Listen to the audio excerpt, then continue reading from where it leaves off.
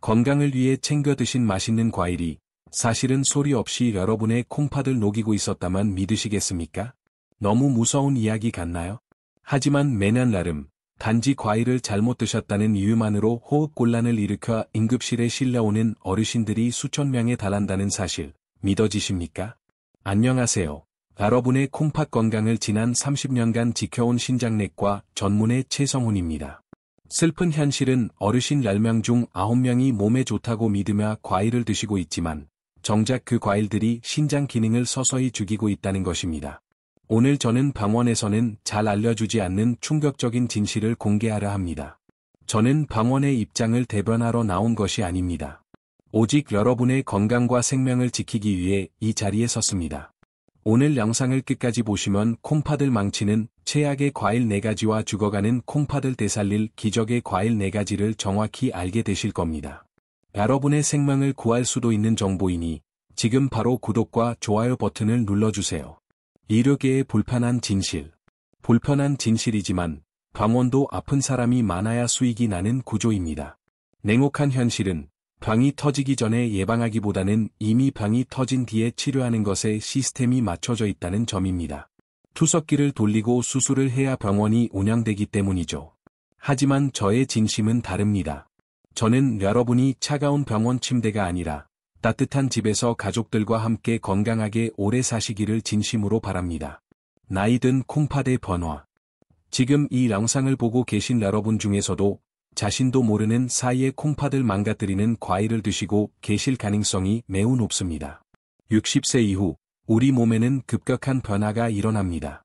신진대사가 현저히 떨어지고 콩팥의 라과 기능은 젊을 때의 절반 수준으로 뚝 떨어집니다.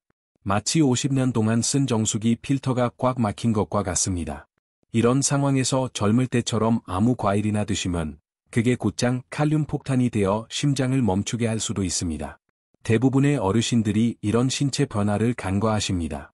건강하다고 자부하며 참외나 수박을 드시다가 갑자기 응급실에 실려오는 경우가 너무나 많습니다. 혹시 지금 냉장고에 이 과일들이 있다면 오늘 당장 꺼내셔야 합니다. 절대 피해야 할 과일 4가지. 1. 여름철 멜론, 참외. 첫 번째로 60세 이후 신장 기능이 떨어진 분들이 절대 드시면 안 되는 과일은 바로 여름철 대표 과일인 참외, 멜론류입니다. 깜짝 놀라셨을 텐데요. 참외는 수분 보충과 피로 회복에 좋다고 알려져 있지만 콩팥이 약한 분들에게는 그야말로 시한폭탄과 같습니다. 참외 한 개에는 무려 450mg이 넘는 엄청난 양의 칼륨이 들어 있습니다. 젊고 콩팥이 건강한 사람에게는 이 칼륨이 나트륨을 배출시키는 좋은 역할을 하지만 나이가 들어 사구체 라과률이 떨어진 상태에서는 상황이 완전히 달라집니다. 콩팥이 칼륨을 걸러내지 못해 혈액 속에 칼륨이 독처럼 쌓이는 고칼륨 혈증이 발생하게 됩니다. 초기에는 손발이 저리고 입술 주변이 마비되는 느낌이 들다가 예고도 없이 심장이 불규칙하게 뛰는 부정맥이 오고 심한 경우 심정지까지 발생할 수 있습니다. 2. 키위. 두 번째로 피해야 할 과일은 키위입니다. 비타민C가 풍부해서 면역력에 좋다고 다들 챙겨 드시지만 사실 키위는 숨겨진 칼륨 폭탄입니다. 키위 100g당 칼륨이 300mg 가까이 들어있는데 보통 키위를 드실 때 한 개만 드시는 게 아니라 두세 개씩 깎아서 드시는 게 문제입니다. 만약 콩팥 기능이 50% 이하로 떨어진 분이 키위를 여러 개 드신다면 콩팥은 비명을 지르게 됩니다. 처리 용량을 초과해 버리기 때문이죠. 특히 고혈압 약을 드시고 계신다면 더욱 위험합니다. 대부분의 혈압약에는 칼륨 수치를 높이는 성분이 들어있는데 여기에 칼륨 덩어리인 키위까지 드시면 불난 집에 기름을 붓는 격이 되어 혈관과 콩팥을 동시에 망가뜨립니다. 3. 수박. 세 번째는 여름철에 물 대신 드시는 수박입니다. 많은 분들이 물은 많이 마실수록 좋고 수박은 수분이니 콩팥을 씻어준다고 잘못 알고 계십니다. 하지만 만성 신부전이 있거나 콩팥 기능이 약해진 분들에게 수박은 물고문과 다름없습니다. 콩팥은 우리 몸의 수분 밸런스를 맞추는 댐 역할을 하는데 이 댐이 고장난 상태에서 수박처럼 수분이 많은 과일이 쏟아져 들어오면 콩팥은 그 물을 소변으로 내보내지 못하고 몸 안에 가두게 됩니다. 그 물이 다 어디로 가겠습니까? 바로 여러분의 폐로 들어갑니다. 폐에 물이 차서 숨을 쉴 수 없게 되는 폐부종이 발생합니다. 자다가 갑자기 숨이 턱 막혀서 깨거나 누우면 숨쉬기가 힘들어서 밤새 뜬 눈으로 지새우게 되는 공포스러운 상황이 바로 수박 한 조각에서 시작될 수 있습니다. 4. 오렌지 주스. 마지막 네 번째 경고 대상은 오렌지, 그 중에서도 특히 오렌지 주스입니다. 오렌지를 갈아서 주스로 드시는 것은 콩팥 환자에게 자살행위나 마찬가지입니다. 과일을 주스로 만들면 칼륨과 당분이 농축되어 흡수 속도가 빨라집니다. 주스 한 잔에는 오렌지 서너 개의 분량의 칼륨이 들어 있습니다. 이것을 마시는 순간 혈액 속 칼륨 농도가 급격히 치솟아 콩팥을 망치로 때리는 것과 같은 충격을 줍니다. 또한 오렌지의 높은 당분은 혈액을 끈적하게 만들어 콩팥의 미세혈관을 막아버리고 당뇨병 합병증을 가속화시켜 결국 콩팥을 완전히 망가뜨리는 지름길이 됩니다. 건강해지려고 마신 주스 한 잔이 여러분을 투석실로 이끄는 티켓이 될 수 있습니다. 만약 지금까지 참외, 키위, 수박, 오렌지를 즐겨 드셨다면 60세 이후 콩팥 건강을 위해 오늘부터라도 당장 끊으셔야 합니다. 콩팥을 살리는 기적의 과일 4가지. 그렇다면 도대체 무엇을 먹어야 할까요? 이제부터는 죽어가는 콩팥 세포를 되살리고 투석을 막아주는 기적의 과일 4가지를 알려드리겠습니다. 이 과일들만 제대로 챙겨 드셔도 여러분의 콩팥 수명은 10년 이상 늘어날 수 있습니다. 냉장고에서 나쁜 과일을 치우셨다면 그 빈자리를 이 과일들로 채우십시오. 이들은 끈적한 피를 거르고 망가진 필터를 고쳐주는 천연 투석기와 같은 역할을 합니다. 실제로 제 진료실을 찾아오셨던 68세 박성훈 할아버님은 만성 신부전 3기 판정을 받고 투석 준비를 하라는 이야기까지 들으셨습니다. 하지만 제가 처방해드린 이 식단으로 바꾸신 뒤 기적처럼 크레아티닌 수치가 안정화되었고 지금도 건강하게 등산을 다니십니다. 그 비결이 무엇인지 지금부터 알려드리겠습니다. 종이와 펜을 준비해서 적어두시고 냉장고 문 앞에 딱 붙여두세요. 1. 딸기. 첫 번째로 콩팥을 살리기 위해 반드시 드셔야 할 과일은 바로 딸기입니다. 많은 분들이 딸기는 달콤해서 당뇨나 콩팥에 나쁘지 않을까 걱정하시지만 사실 딸기는 콩팥 환자에게 하늘이 내려준 선물과도 같습니다. 딸기에는 엘라그산이라는 아주 특별한 성분이 들어 있습니다. 이 엘라그산은 콩팥 세포가 산화되어 녹쓰는 것을 막아주는 강력한 항산화 방패 역할을 합니다. 우리 콩팥은 매일 독소를 걸러내느라 엄청난 스트레스를 받고 염증이 생기기 쉬운데 엘라그산이 이 염증을 가라앉히고 손상된 세포를 복구합니다. 실제로 임상영양학 저널에 실린 연구에 따르면 딸기를 꾸준히 섭취한 그룹은 신장 기능 저하 속도가 현저히 느려졌고 염증 지표가 30% 이상 개선되었습니다. 중요한 것은 딸기의 칼륨 함량입니다. 100g당 150mg 수준으로 매우 적당하게 들어 있습니다. 박성훈 할아버님도 처음엔 과일을 거부하셨지만 제가 딸기는 하루 7알 정도는 약이라 생각하고 드시라고 권해드렸습니다. 그 결과 피로감이 사라지고 소변 거품이 줄어드는 것을 직접 경험하셨죠. 주의사항, 꼭지를 칼로 미리 잘라내고 씻으시면 안 됩니다. 꼭지를 떼고 물에 씻으면 비타민C가 녹아 빠져나가고 그 틈으로 잔류 농약이 스며들 수 있습니다. 반드시 흐르는 물에 깨끗이 씻은 뒤에 드시기 직전에 꼭지를 떼세요. 하루 7알에서 10알 정도가 가장 적당합니다. 2. 파인애플. 두 번째로 강력 추천하는 과일은 파인애플입니다. 고기를 드시고 나서 소화가 안 될 때 파인애플 드셔보신 적 있으시죠? 파인애플이 콩팥에 좋은 이유가 바로 여기에 있습니다. 파인애플에는 브로멜라인이라는 천연 단백질 분해 효소가 풍부합니다. 콩팥이 나빠지는 가장 큰 원인 중 하나가 혈액 속에 떠다니는 단백질 찌꺼기입니다. 콩팥 기능이 떨어지면 이 찌꺼기가 사구체를 맡게 되는데 브로멜라인이 이 찌꺼기를 잘게 부수고 분해해서 배출을 도와줍니다. 마치 꽉 막힌 하수구에 세정제를 부어 뻥 뚫어주는 것과 같죠. 또한 강력한 항염증 작용도 합니다. 파인애플은 단맛이 강하지만 칼륨 함량은 바나나의 4분의 1 수준밖에 되지 않아 안전합니다. 단, 절대 통조림으로 드시면 안 됩니다. 설탕물은 독입니다. 반드시 생과일로 드셔야 하며 특히 파인애플 가운데 질긴 심지 부분에 브로멜라인이 가장 많이 들어있으니 심지를 버리지 말고 얇게 썰어서 꼭꼭 씹어 드시는 것이 핵심입니다. 식후 두세 쪽 정도가 딱 좋습니다.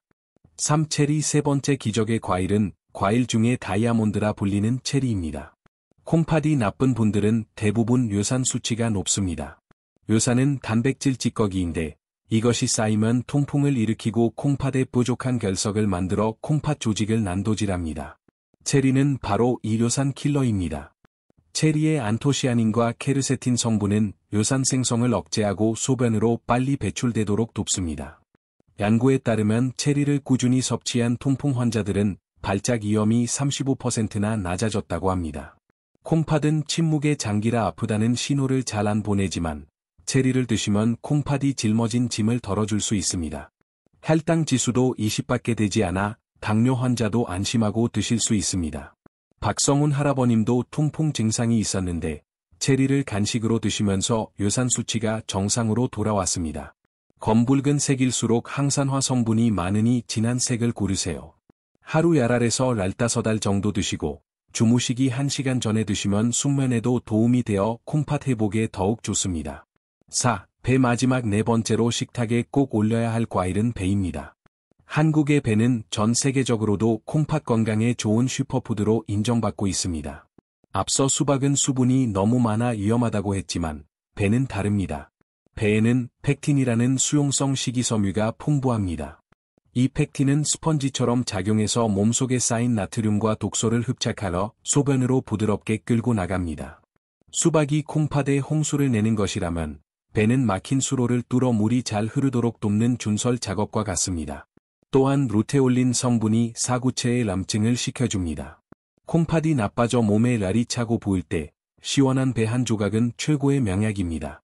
배는 껍질의 과육보다 5배나 많은 항산화 성분이 있으니 깨끗이 씻어서 껍질째 드시는 것이 좋습니다. 껍질이 부담스럽다면 얇게 점이거나 배차로 끓여 드세요. 하루 반 개 정도면 일주일 안에 소변색이 맑아지고 붓기가 빠지는 것을 느끼실 겁니다. 절대 지켜야 할 5가지 섭취 원칙.